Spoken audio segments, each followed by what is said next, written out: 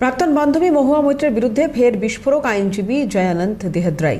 এবার জয়ের ফোনে আড়ি পাতার অভিযোগে কাঠগড়ায় মহুয়া মৈত্র এবং বাংলার পুলিশ। এই আইনজীবী ক্যাশ ফর কোয়ারি কাণ্ডে একতা তৃণমূল সাংসদের বিরুদ্ধে অভিযোগ এনে সিবিআইকে চিঠি লিখেছিলেন। মহুয়া এখন সংসদ থেকে বহিষ্কৃত। প্রাক্তন বান্ধবীর বিরুদ্ধে নজরদারি চালানোর গুরুতর অভিযোগ তুললেন আইনজীবী জয় আনন্দ।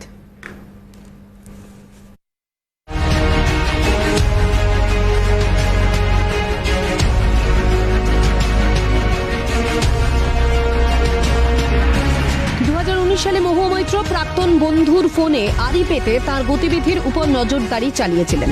মহুয়ার সন্দেহ ছিল সেই বন্ধু অপর এক জার্মানি মহিলার সঙ্গে সম্পর্কে আবদ্ধ। বন্ধুর ফোনে নজরদারি চলছে সে বিষয়ে আমাকে অবগত করেছিলেন মহুয়া। সেই ব্যক্তির পুরো কল ডিটেলস রেকর্ড সহ কোন সময় কোন স্থানে উপস্থিত সেই তথ্যও হাতে ছিল মহুয়ার। আমি দেখে অবাক হয়েছিলাম, বেঙ্গল পুলিশের কয়েকজন শীর্ষ কর্তার সহযোগিতায় এই কল রেকর্ডস ডিটেলস হাতে পান মহুয়া। আশঙ্কা, আগের মতো মহুয়া মৈত্র বেঙ্গল পুলিশকে ব্যবহার করে ফোনে আড়ি পেতে আমার গতিবিধির উপরও নজরদারি চালাচ্ছে। ঠিক এই ভাষাতেই প্রাক্তন বান্ধবী এবং রাজ্য পুলিশের বিরুদ্ধে গুরুতর অভিযোগ তুলে তদন্তের আর্জি জয় আনন্দ দেহাদ্রির। সিবিআই এবং স্বরাষ্ট্রমন্ত্রীকে চিঠিও পাঠান আইনজীবী জয় আনন্দ। ঘটনাচক্রে জয় মহুয়া মৈত্রের প্রাক্তন বন্ধু এবং ক্যাশ ফর কোয়ারি কাণ্ডে এথিক্স কমিটির সামনে গুরুত্বপূর্ণ সাক্ষী হিসেবে উপস্থিত ছিলেন।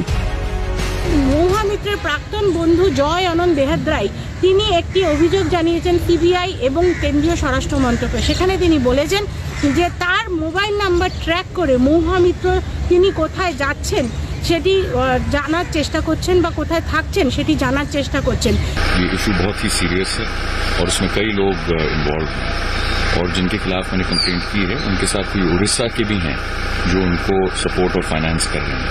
तो ये फाइट थोड़ी सी डेंजरस है, लेकिन मैं भागने वाला नहीं हूँ। এদিকে জয় আনন্দের ফোনে আড়ি পাতার অভিযোগ প্রকাশ্যে আসতেই তুঙ্গে রাজনৈতিক চাপানুতোর। একদিকে সুপ্রিম কোর্টে অস্বস্তি বজায়, অপরদিকে মহুয়ার বিরুদ্ধে ফোনে আড়ি পাতার গুরুতর অভিযোগ। জোড়া এই ধাক্কায় কিছুটা হলেও কি বেকায়দায় প্রাক্তন সাংসদ, উঠছে প্রশ্ন। যদিও জয় আনন্দ দেহাদ্রির অভিযোগকে গুরুত্ব দিয়ে দেখছে বঙ্গ বিজেপি। বাংলায় কারোর ব্যক্তি স্বাধীনতা নেই। পেগাসাস নিয়ে যারা সুর চড়িয়েছিলেন তাদের এক জনপ্রতিনিধির বিরুদ্ধে আড়ি পাতার অভিযোগ, এমনকি রাজ্য পুলিশের বিরুদ্ধেও অভিযোগ সুর চড়া বিজেপি মুখপাত্র শ্রমিক ভট্টাচার্যের। সাধারণ মানুষ, সমস্ত রাজনৈতিক ব্যক্তিত্ব আমরা প্রথম থেকে বলছি যে এখানে কারোর কোনো ব্যক্তিগত স্বাধীনতা নেই।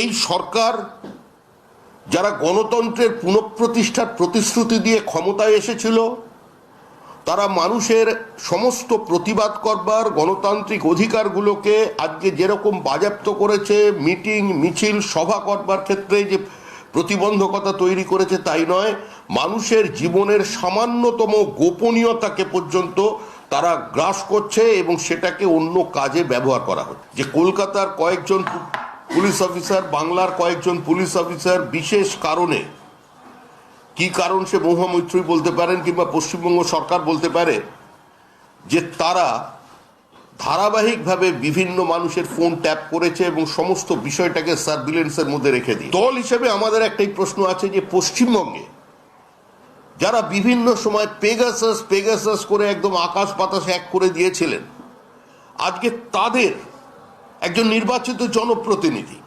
তাদের একজন প্রথম সারির রাজনৈতিক ব্যক্তিত্ব, আজকে তার বিরুদ্ধে অভিযোগ উঠছে এবং সর্বোপরি পুলিশের বিরুদ্ধে অভিযোগ হচ্ছে এ রাজ্যের পুলিশ সরাসরিভাবে ব্যক্তিগত স্তরে, দলীয় স্তরে একজন তৃণমূল কংগ্রেসের নেত্রীকে, একজন সাংসদকে সহায়তা করছেন তাদের নিজস্ব ইনফ্রাস্ট্রাকচার কাজে লাগিয়ে। বঙ্গ বিজেপির সভাপতি সুকান্ত মজুমদারের অভিযোগ, তৃণমূল সরকার বিরোধী দলের নেতাদের ফোন ট্যাপ করে। পেগাসাস নিয়ে যারা সরব তারা আদতে ভূতের মুখে রাম নাম করে। খোঁচা সুকান্ত। তৃণমূল যে ফোন ট্যাপ করে আমাদের তৃণমূল সরকার, সেটা আমরা জানি, আমার ফোনও ট্যাপ হয়, তো স্বাভাবিকভাবে আমরা জানি কোন কথা বলতে হবে কোন কথা বলতে হবে না। আর এই যখন পেগাসাসের কথা বলে, চোরের মুখে ভূতের নাম, ভূতের মুখে রামের নাম, তো আমরা তো জানি রাজীব কুমার কোথায় গেছিল, বিদেশে কি আনতে গেছিল। একমাত্র রাজ্য সরকার যারা বিদেশে গেছিল এই ধরনের স্পাইং করার জন্য, সফটওয়্যার কেনার জন্য, তার নাম হচ্ছে পশ্চিমবঙ্গ সরকার। নয়াদিল্লি থেকে ইন্দ্রাণী দাশগুপ্তের রিপোর্ট, ক্যালকাটা নিউজ।